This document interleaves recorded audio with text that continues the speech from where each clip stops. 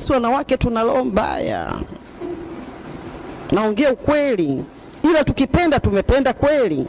Lakini tukikasirika, tukichukia, tumechukia kweli. Nikisema umenihapa, ujue nimekuhapa kweli. Iko hivyo.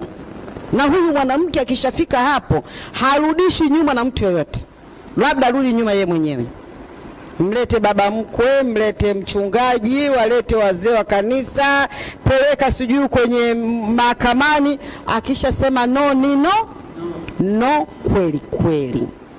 Kwa hiyo tufike sasa mahali mwaka huu, nataka wakina baba mnaonisikia hapa, tuanze kurudi upya kwenye familia zetu.